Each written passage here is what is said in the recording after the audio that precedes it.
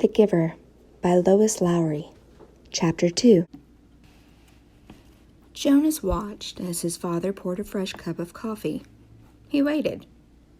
"You know," his father finally said, "every December was exciting to me when I was young.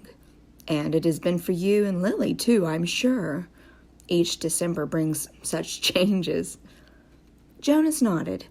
He could remember the Decembers back to when he had become, probably 4. The earlier ones were lost to him. But he observed them each year, and he remembered Lily's earliest Decembers. He remembered when his family received Lily, the day she was named, the day that she had become a 1. The ceremony for the 1s was always noisy and fun. Each December, all the new children born in the previous year turned 1. 1 at a time. There were always 50 in each year's group, if none had been released. They had been brought to the stage by the nurturers, who had cared for them since birth. Some were already walking, wobbly on their unsteady legs. Others were no more than a few days old, wrapped in blankets held by their nurturers. "I enjoy the naming," Jonas said. His mother agreed, smiling. "The year we got Lily, we knew, of course, that we'd receive our female because we'd made our application and been approved.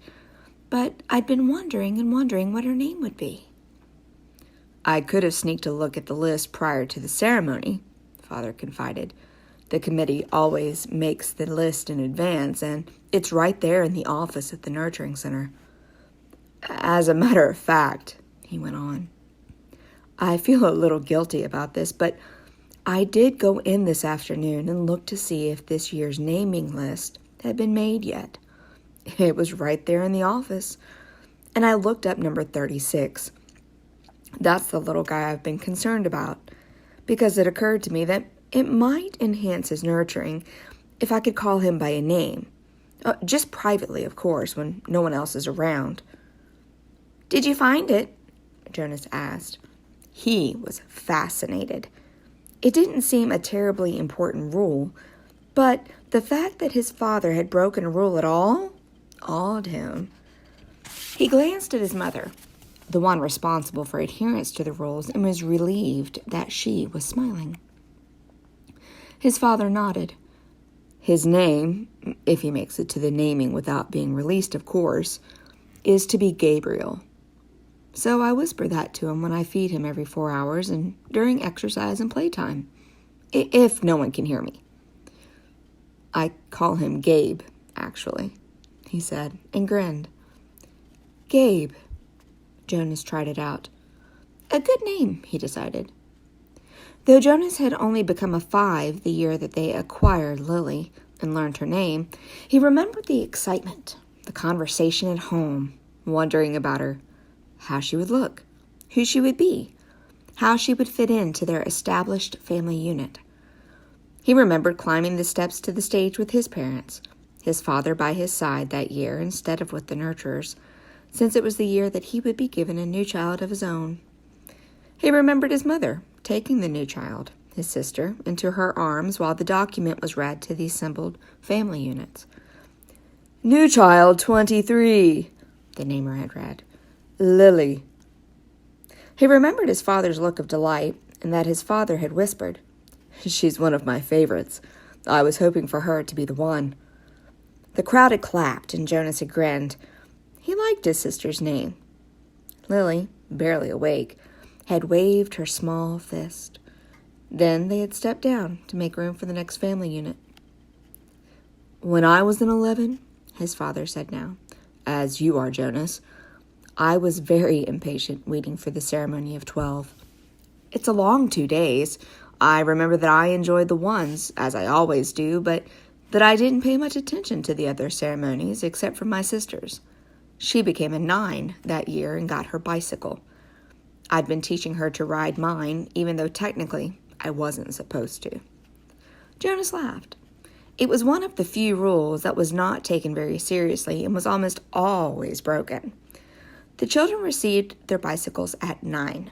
They were not allowed to ride bicycles before then. But almost always, The older brothers and sisters had secretly taught the younger ones. Jonas had been thinking already about teaching Lily. There was talk about changing the rule and giving the bicycles at an earlier age. A committee was studying the idea. When something went to a committee for study, the people always joked about it. They said that the committee members would become elders by the time the rule was changed.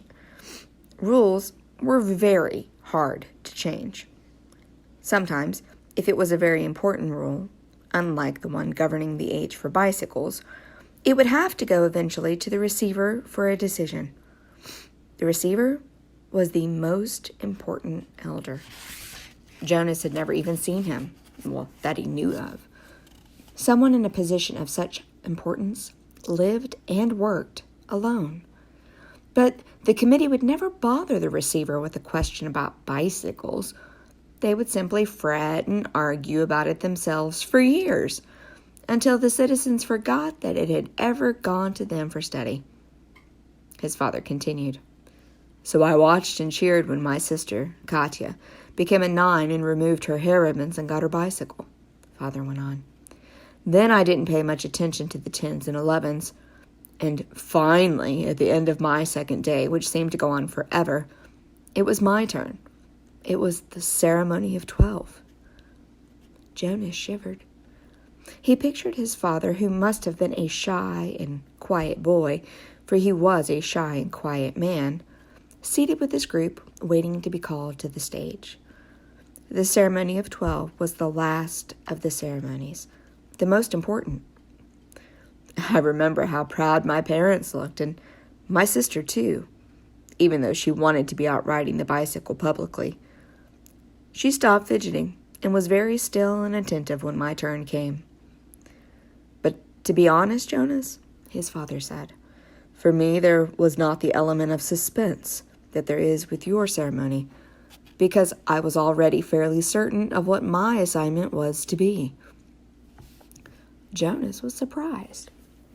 There was no way, really, to know in advance. It was a secret selection made by the elders of the community, the committee of elders, who took the responsibility so seriously that there was never even any jokes made about assignments. His mother seemed surprised too. How could you have known? She asked. His father smiled his gentle smile. Well, it was clear to me. And my parents were later confessed that it had always been obvious to them too, what my aptitude was. I had always loved the new children more than anything. When my friends in my age group were holding bicycle races or building toy vehicles or bridges with their construction sets or all the things I do with my friends, Jonas pointed out, and his mother nodded in agreement. I always participated, of course, because as children we must experience all of those things, and I studied hard in school as you do, Jonas. But again and again during free time I found myself drawn to the new children. I spent almost all my volunteer hours helping in the nurturing center.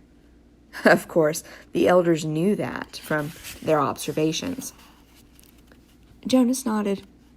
During the past year, he had been aware of the increasing level of observation. In school, at recreation time, and during volunteer hours, he had noticed the elders watching him and the other 11s. He had seen them taking notes.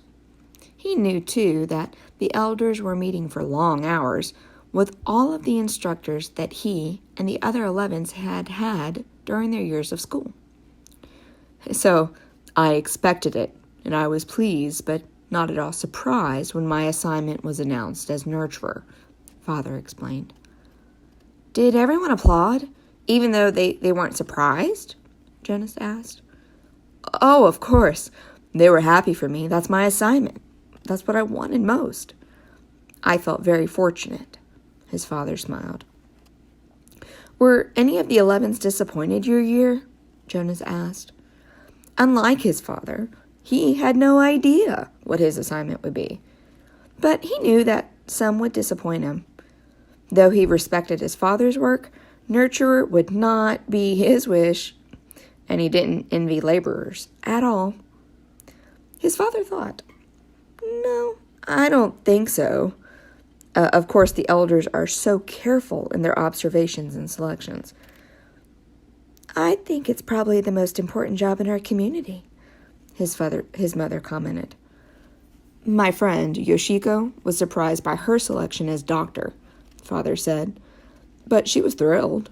And let's see. There was Andre. I remember that when we were boys, he never wanted to do physical things. He spent all the recreation time he could with his construction set, and his volunteer hours were always on building sites.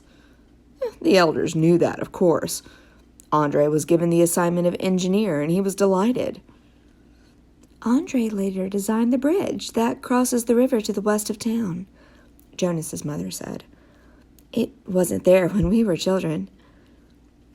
"There are very rarely disappointments, Jonas. I don't think you need to worry about that," his father reassured him. "And if there are, you know there's an appeal process." But they all laughed at that.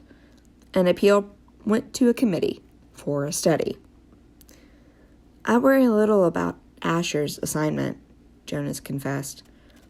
"Asher's such fun, but he doesn't really have any serious interest. He makes a game out of everything." His father chuckled. "You know," he said, "I remember when Asher was a new child at the nurturing center. Before he was named, he never cried. He giggled and laughed at everything. All of us on the staff enjoyed nurturing Asher." "The elders know Asher," his mother said. "They'll find exactly the right assignment for him.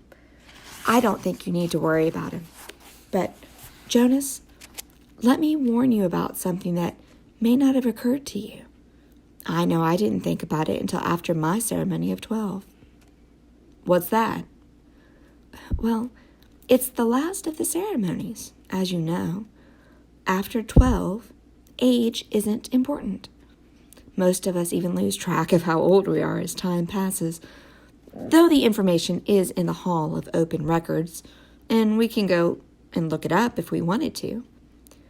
What's important is the preparation for adult life and the training you'll receive in your assignment." "I know that," Jonas said. "Everyone knows that." "But it means," his mother went on, "that you'll move into a new group, and each of your friends will. You'll no longer be spending your time with your group of 11s. After the ceremony of 12, you'll be with your assignment group, with those in training. No more volunteer hours, no more recreation hours, so your friends will no longer be as close." Jonas shook his head. "Asher and I will always be friends," he said firmly, "and there will still be school." "That's true," his father agreed. "But what your mother said is true as well. There will be changes." Good changes, though," his mother pointed out. "After my ceremony of 12, I missed my childhood recreation. But when I entered my training for law and justice, I found myself with people who shared my interests. I made friends on a new level, friends of all ages." "Did you still play at all after 12? Jonas asked. "Occasionally," his mother replied, "but it didn't seem as important to me." "I did," his father said, laughing. "I still do. Every day at the nurturing center. I play bounce on the knee and peekaboo and hug the teddy." He reached over and stroked Jonas's neatly trimmed hair. "Fun doesn't end when you become 12. Lily appeared, wearing her night clothes in the doorway. She gave an impatient sigh. "This certainly is a very long private conversation," she said. "And there are certain people waiting for their comfort object." "Lily," her mother said fondly, "you're very close to being an 8. And when you're an 8, your comfort object will be taken away. It will be recycled to the younger children. You should be starting to go off to sleep without it." But Her father had already gone to the shelf and taken down the stuffed elephant which was kept there. Many of the comfort objects, like Lily's, were soft, stuffed, imaginary creatures. Jonas's had been called a bear. "Here you are, Lily Billy," he said. "I'll come help you remove your hair ribbons." Jonas and his mother rolled their eyes, yet they watched affectionately as Lily and her father headed to her sleeping room, with the stuffed elephant that had been given to her as her comfort object when she was born. His mother moved to her big desk and opened her briefcase. Her work never seemed to end, even when she was at home in the evening. Jonas went to his own desk and began to sort through his school papers for the evening's assignment. But his mind was still on December and the coming ceremony. Though he had been reassured by the talk with his parents, he hadn't the slightest idea what assignment the elders would be selecting for his future, or how he might feel about it when the day came.